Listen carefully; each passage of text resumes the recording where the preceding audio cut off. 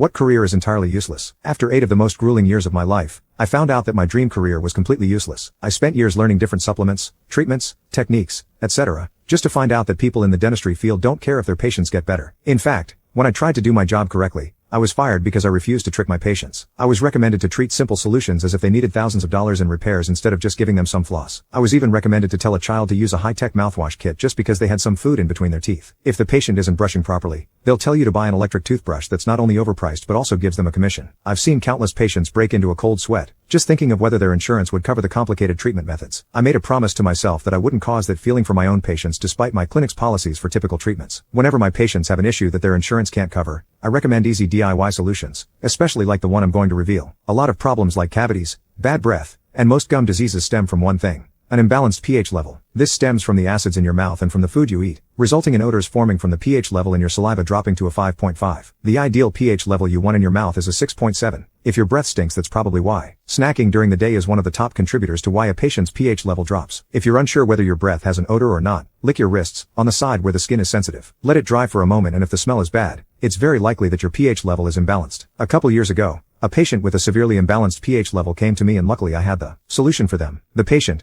a mother, came into my office with her toddler who refused to talk and kept holding his cheek in pain. After doing x-rays on him, we saw the beginnings of 7 cavities. Typically, you find a couple cavities on most patients, but this was a toddler whose adult teeth hadn't even come in and was developing cavities already at an early age. That's what we call dental caries. This kid was on the verge of gum disease at an early age, which is an ugly sight. When I see a child with teeth as bad as this, I morally have to assume that this child is in a dangerous situation at home. I sat down with his mother and asked why she waited so long to take him for an appointment, or if she was administering any oral care for him. She told me that it was only recently that her insurance approved her and covered this appointment. I told her, while I understood her position, that still didn't explain the condition her child's teeth were in. I remember watching her try to hold her composure in front of me. She told me in an effort to get him to enjoy solid foods, she started giving him lollipops and he developed a sweet tooth. It got so bad that he won't eat food unless it means he gets a lollipop afterwards. She was so afraid of her kid not eating that cavities didn't even cross her mind. My clinic's policy was to give her baby fillings for his cavities and inevitably causing her to spend thousands of dollars due to his obvious sweet tooth problem. But I could see that she just needed one person to give her a chance. I told her to come back next week and I'd have her treatment for free. I already knew what this baby needed. I went into my office and checked for some tooth cleaning lollipops. I luckily still had a whole bag left filled with multiple flavors of those lollipops that prevent cavities and clean teeth. They had the golden component erythritol, which is excellent for reducing acidity and, in turn,